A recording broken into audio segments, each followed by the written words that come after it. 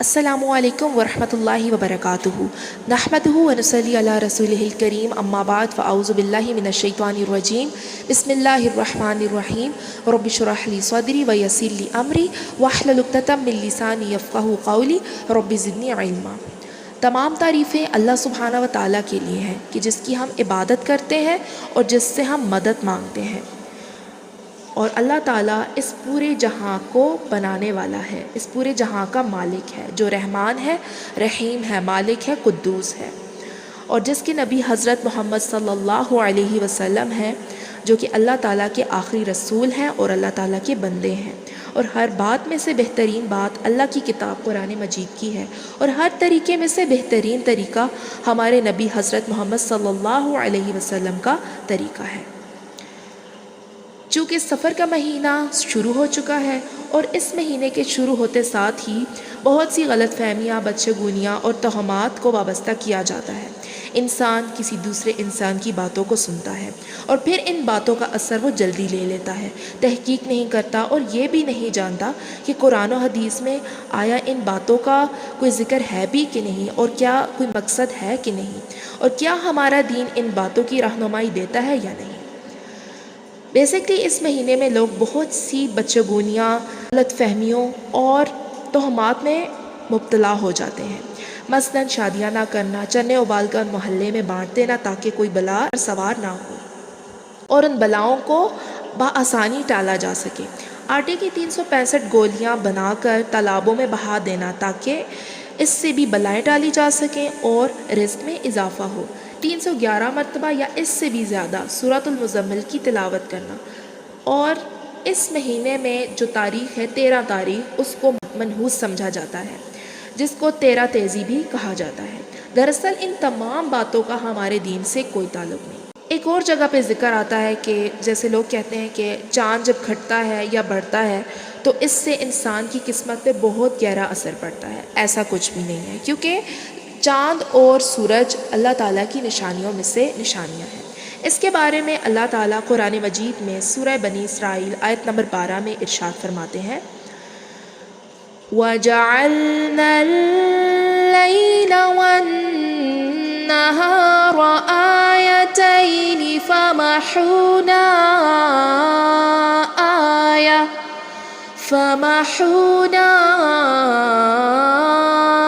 آيَةَ اللَّيْلِ وَجَعَلْنَا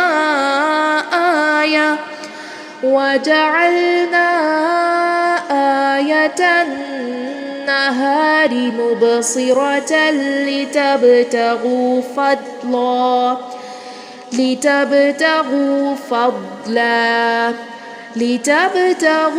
فَضْلًا مِّن رَّبِّكُمْ وَلِتَعْلَمُوا عَدَدَ السِّنِينَ وَالْحِسَابَ۔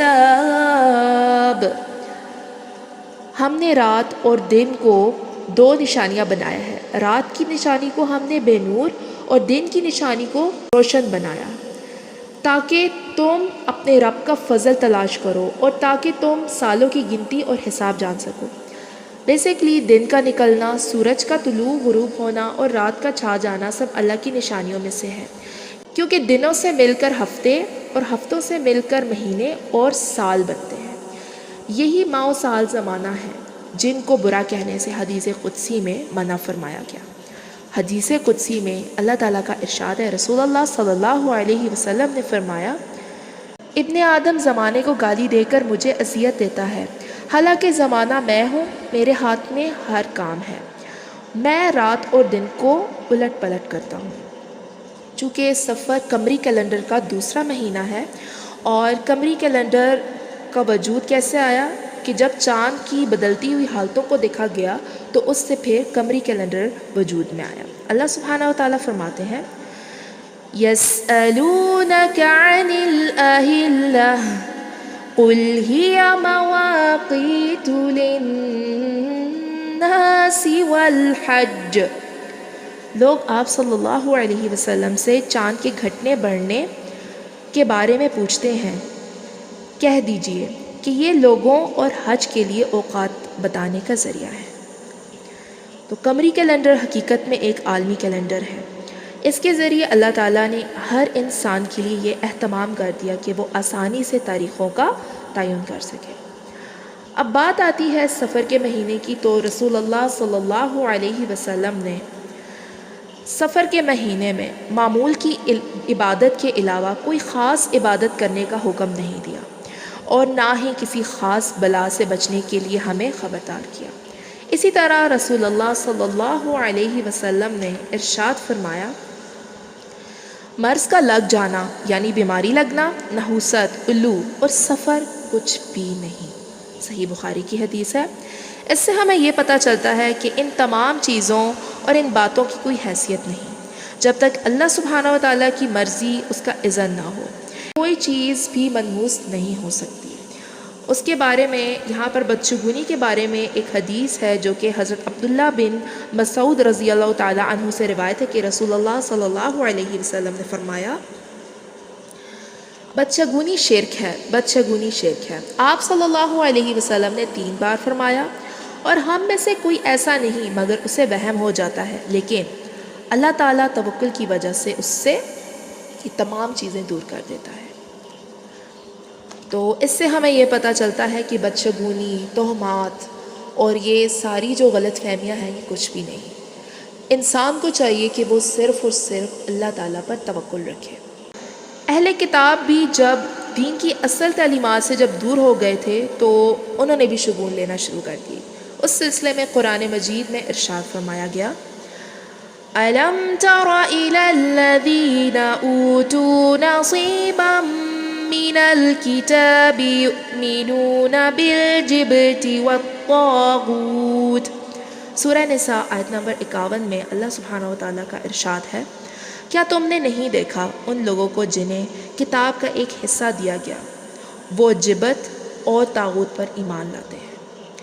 جبت بے حقیقت، بے اصل اور بے فائدہ چیز کو کہتے ہیں، اور اسی طرح شگون کی بھی کوئی اصل، بنیاد اور حقیقت نہیں ہے۔ اسی لیے اسلام میں اس چیز کے بارے میں کوئی حکم بھی نہیں دیا گیا، اور ان تمام چیزوں کے بارے میں منع فرمایا گیا۔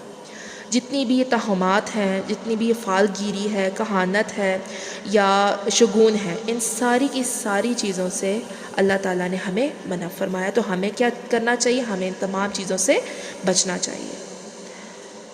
پھر ایک اور جگہ آپ صلی اللہ علیہ وسلم نے ارشاد فرمایا، حضرت ابو ہریرہ رضی اللہ تعالیٰ عنہ روایت کرتے ہیں کہ رسول اللہ صلی اللہ علیہ وسلم نے فرمایا، لا عدوى ولا ہامۃ ولا نوء ولا صفر، کوئی بیماری متعدی نہیں، نہ الو کا نکلنا کچھ ہے، نہ کسی ستارے کی کوئی تاثیر ہے، اور نہ سفر کا مہینہ منحوس ہے۔ معلوم ہوا کہ زندگی میں پیش آنے والے مختلف واقعات کو اگر ستاروں کے اثرات کے ساتھ سمجھا جائے، ان سے نحوست لی جائے، تو ان تمام کی تمام باتوں کی کوئی حقیقت نہیں ہے۔ جس طرح سے زائچے نکلوائے جاتے ہیں یا بعض تاریخوں کو منحوس سمجھا جاتا ہے، جیسے سفر کی 13 تاریخ کو منحوس سمجھا جاتا ہے، تو یہ ساری کی ساری چیزیں کیا ہیں؟ بے معنی ہیں، اور ان تمام کی تمام باتوں کا اسلام میں کوئی تعلق نہیں۔ ہمارا دین ہمیں کیا سکھاتا ہے؟ ہمارا دین ہمیں سکھاتا ہے کہ اس قسم کی اگر سچویشن ہو تو ہمیں کیا کرنا چاہیے؟ اللہ تعالیٰ پر توکل کرنا چاہیے، کیونکہ وہی خالق ہے، مالک ہے اور مدبر ہے۔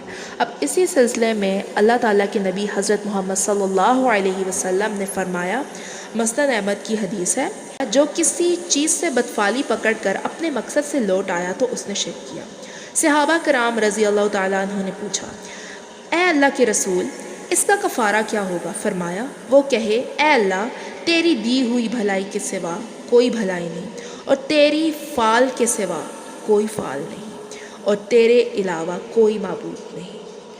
ہوتا یہ ہے، مثال کے طور پر جب اگر کوئی شخص گھر سے باہر نکلتا ہے تو اگر کالی بلی اس کا رستہ کاٹ جاتی ہے تو لوگ کیا کرتے ہیں کہ اس چیز کو منحوس سمجھنا شروع کر دیتے ہیں کہ کالی بلی رستہ کاٹ کی ہے تو یہ کیا ہے؟ منحوسیت ہے۔ تو وہ شخص جو ہے وہ پھر واپس آ جاتا ہے۔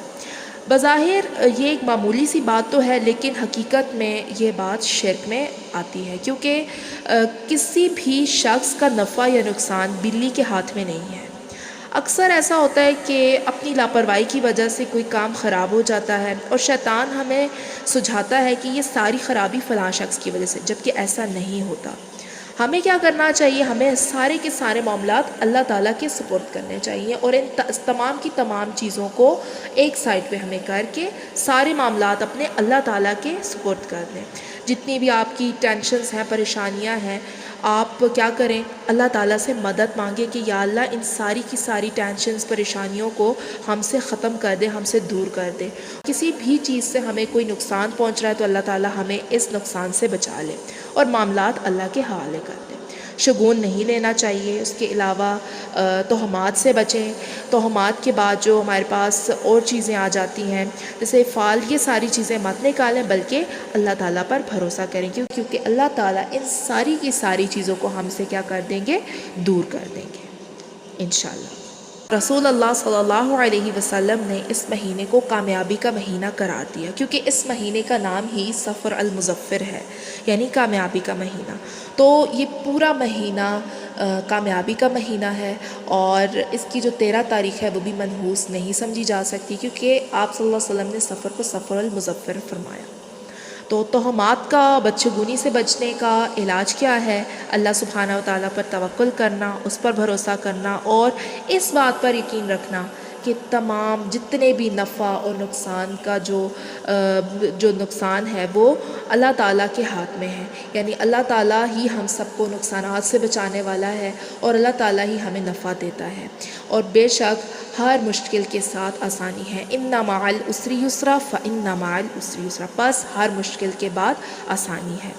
تو اللہ تعالیٰ اور اس کے نبی حضرت محمد صلی اللہ علیہ وسلم کی احکامات کی تعمیل کریں، دین میں گھڑی گئی جو نئی باتیں ہیں ان سے خود کو بچائیں، اور ان سے خود کو بھی بچائیں اور دوسروں کو بھی ان چیزوں سے بچنے کا کہیں۔